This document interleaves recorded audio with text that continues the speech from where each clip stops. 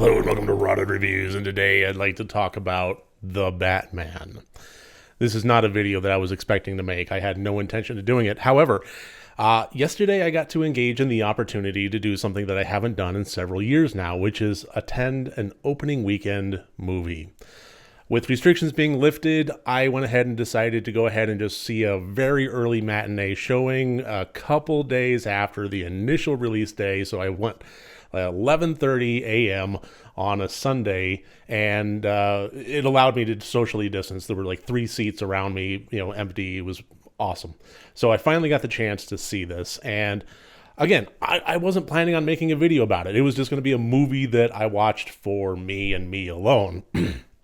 However, after having watched it, I do feel compelled to talk about it. So that's what this video is going to be. So just a fair warning, this is going to be a full spoilery discussion. I don't want to talk about this movie completely freely, so be warned. If you want a spoiler-free review, it's good. I liked it. There you go. All right, so on to the spoilery discussion. So one thing that I kind of felt, and after having watched it and looking at other people's opinions, it seems like it was an echoed opinion, is it's not that it felt overly long, it's that you did feel that third hour. Being a 3-hour-long movie is a bit of an ask, especially in, sitting in the theater and so forth. But the more I thought about it, first of all, I didn't see it as problematic. It's just you did feel that third hour. And seeing how the movie was kind of broken up into its major elements there, I think a lot of that has to do with the fact that the movie kind of came to what would have been a fairly decent conclusion at the end of the second hour, and then it kept going. It took me a little bit of thought and a little bit of introspection to kind of recognize that that isn't a con, that's a pro. And the more I thought about it, the more I actually fell in love with that third hour and the fact that it went that route. And I want to explain why. More than anything else, what I think it comes down to is by the time the second hour finishes, we have, for the most part, finished with the major plotline story. We have the 𝗘𝗏𝗺 situation kind of resolved. The Riddler is put behind bars, so on and so forth. And Bruce has come to the realization of what his father did, and everything kind of gets wrapped up with a nice little bow. And then it continues. Then we have the situation where the rest of the Riddler's puzzle is put into place, and we get the kind of sort of almost unmasked reveal thing, and then the situation at Gotham Square Garden. That last hour could in some ways feel tacked on, but again, the more I thought about it, the more I realized that it made sense, because while that second hour did wrap up the story arcs, I think the third hour wrapped up the character arcs. The movie deals with a lot of thematic elements of shadows versus light, and we get to see at the beginning of things what the Batman is going through in terms of potentially not making any forward progress and cleaning up the city, and always kind of staying in the shadows. That was his deal. It was a beautiful sequence, I thought, where you had the various crimes being committed and you had the criminals looking in the shadows to see if Batman's going to be appearing. And I love that element. And the notion of him hiding in the shadows, instilling that fear in the criminal element, making that his persona to an effective degree on an individual level, winning the battles, but not necessarily winning the war, and kind of recognizing that.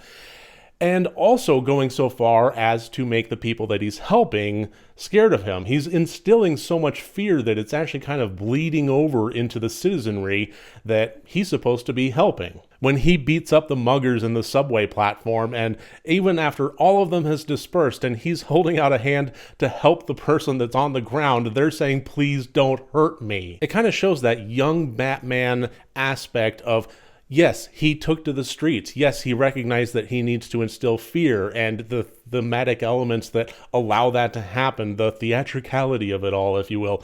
And that's effective.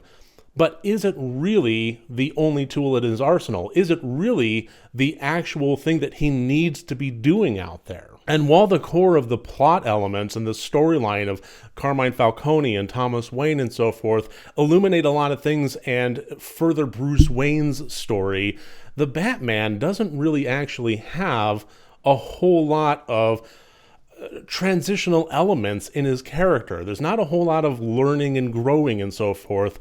It's just more kind of the situations that happen around him. And by having that third hour, by having that last little act tacked on, and it did feel a bit tacked on, I'm not going to lie, and I'm going to get to the plot structure of that in a minute here, but as important as it was for the storyline to have its beginning, middle, and end, I think that the character also needed his beginning, middle, and end. And having Bruce Wayne go through that journey, we still needed to see Batman go through his journey, because they really are kind of two different characters. Bruce Wayne is somebody that didn't want to exist. He wanted to be the Batman full-time, and he didn't even really care what happened to Bruce Wayne.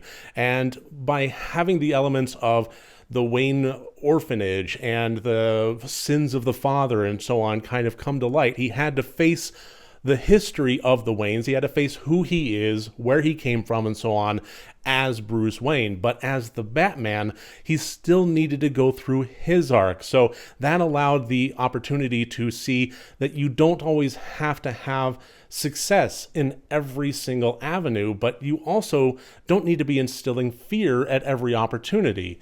And by the end of things, he was standing on top of the ceiling of the Gotham Square Garden, not Madison, with, in broad daylight, along with the other survivors, and showing that he can help people, that he can be a source of hope and inspiration, even so far as when the flooding was happening and he lit the flare and, showed himself, he came out of the shadows to help the people. And at that point, they were scared, but they overcame that fear. He wanted to help them, hand out, and that was a major arc that he kind of overcame, that the characters overcame, and showed him who he has the possibility of being down the road. And I know that this is the first of a planned contractual trilogy. Whether or not that actually comes to fruition, we'll see. DC is not the greatest at seeing things through all the way to the contractual end. I imagine there's been a ton of payoffs in terms of negating contractual obligations. But even so, if we do see this all the way through, or at the very least, even if we just get one more movie, I think we're going to see that the Batman has altered his course just a bit. He's at least changed his motivational factors, the tools in his arsenal, and will achieve a bit more balance between being the Batman and being Bruce Wayne, that there are good elements of what he can provide to the city of Gotham as both. He just needs to kind of balance that and reapproach his focal points. Now, as far as the story structure itself goes, yeah, there is a reason that third act felt tacked on, and it's because it honestly, it's the way it goes. And again, at first, when I left the theater, I wasn't seeing it as a con, I was just seeing it as out of place. And that hasn't entirely changed. I'm not going to lie. It does still, in my mind, feel a little bit tacked on. But at the same time, I think that there's a traditional story structure that's in play, the hero's journey, the 3-act play, so on and so forth. And while that can be very entertaining and it's tried and true and delivers, story structure ideas that you, in the first 10 minutes, you establish the characters, their motivations, and then establish obstacles to get them past, to put in front of their goals. In the first 2 minutes, you establish the visual themes and so forth. There's a lot of little screenplay and structural rules that are in effect for a lot of mainstream, not horror movies, sorry, I'm kind of used to doing horror things, but in mainstream cinema, especially, big theater, multiplex blockbusters. And I don't really see a problem with movies that break away from that. that, maybe adhere to it to a certain degree, but aren't afraid to just try something else, to potentially risk having something felt tacked on, but still was kind of necessary to continue on with the character's journey.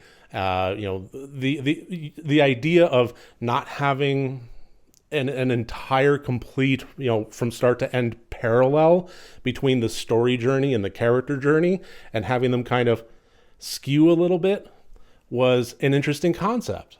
I'm not going to say it was entirely successful, but I appreciate it trying. And I don't think it was a failure either. For a 3-hour movie, it did feel like 3 hours. I also think that that's almost necessary in this day and age, because we are getting to the point where 2 hours to tell such a grand story seems somewhat insufficient.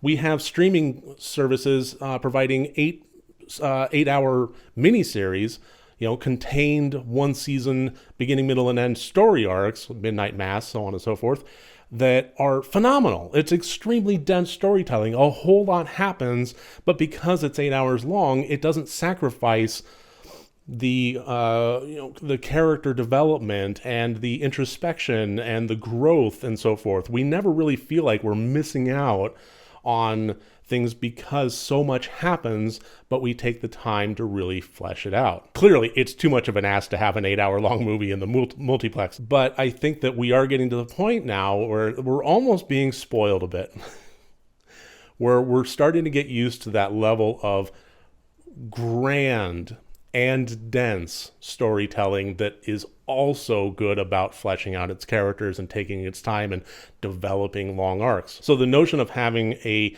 sweeping epic superhero story take place in the theater is becoming more and more of an ask to meet that level of storytelling and have something that is fun and unique, but also thoughtful, with good characters that fleshes them out well and doesn't just gloss over the little details, while at the same time still providing us with a big whiz-bang-boom extravaganza.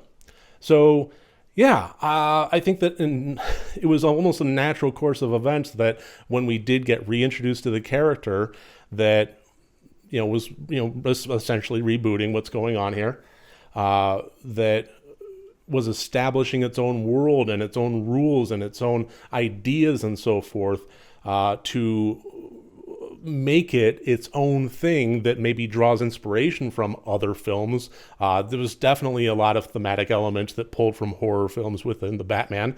There were elements of other Batmen that inspired this Batman. But it was its own thing too.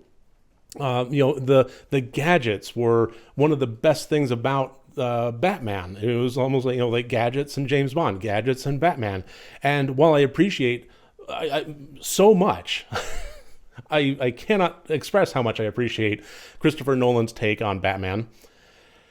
The gadgets and the gizmos were all very grounded in cinematic reality, but as grounded in reality as possible. The grappling hook and so forth was a big clunky thing because of course it has to be, because it's a lot of line and it has to support weight, and not just weight but also weight under a massive amount of stress and so forth. The bat suit with its armor, and so it can anything but a straight shot.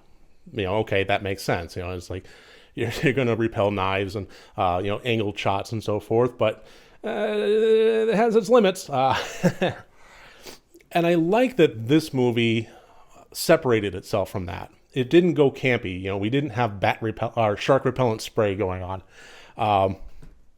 But at the same time, it did get back to not being so hung up on being grounded in reality and still having a bit of fun with it. The idea of like just pretty much anything and everything that he could possibly want just shooting out of his arms, or at a moment's notice. And the grappling hook being this little tiny thing that kind of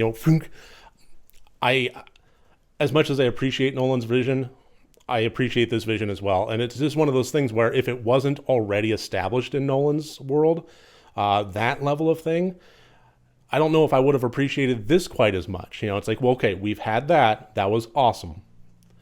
Maybe it's time we have a little fun again.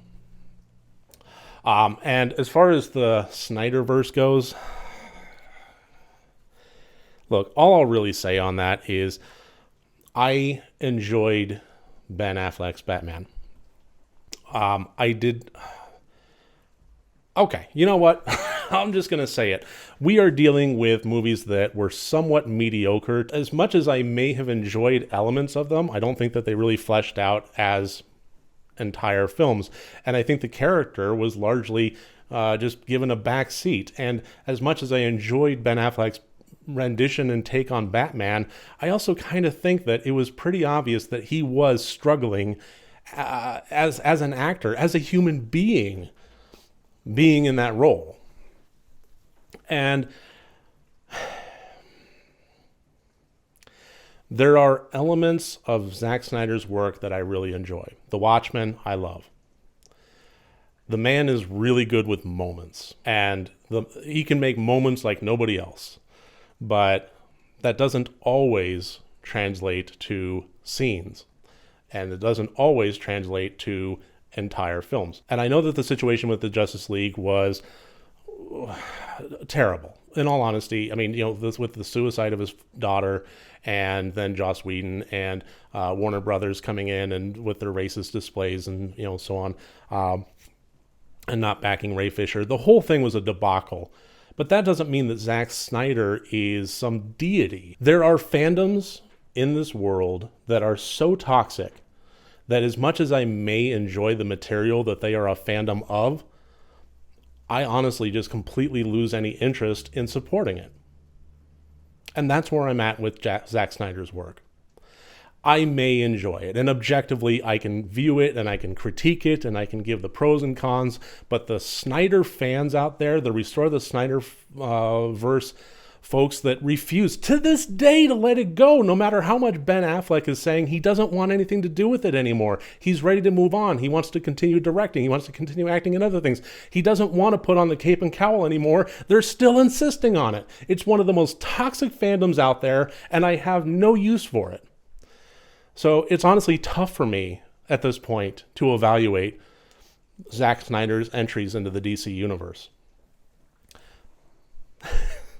Bring on the comments. I'm ready for them. I don't care. Oh no, they're going to be toxic to me. They're toxic to everybody. So anyway, taking Snyderverse off the table and just kind of going back to Nolan versus Reeves here. Not versus, that's the wrong way to put it. And that actually kind of gets to my point is I had to kind of think to myself whether or not this was better or worse than The Dark Knight, which I consider to be the best of the Nolan trilogy. And I don't think that it is better. I also don't think it's worse. It's just so different. It's such a different movie. It's such a different theme, visually, storyline-wise, character-wise. It's just completely an entirely different film. And quality-wise, I honestly think that it's about on par. I enjoyed it just as much, especially the more I think about it, the more I think about how that third hour was to the benefit of the movie. And for however much it may have felt a bit bolted on, it was still valuable. And again, I don't really mind a director's vision or a screenplay's vision to kind of mess with the status quo in terms of structure and how things are supposed to be. However things are supposed to be is defined by the people that have pushed the boundaries coming before then. So this could be an opportunity to at least test the waters and push boundaries for films to come. Maybe elements of it will be put into play later. Maybe they won't, but it's always good to try. And so there you go. That's my thoughts on the Batman in a video that I never intended to make, but here we are. Thank you so much for joining me here today. If you like this, please click like and subscribe. It would help me out a whole lot. And remember, next time you want to watch a movie, first make sure that it's good and rotted.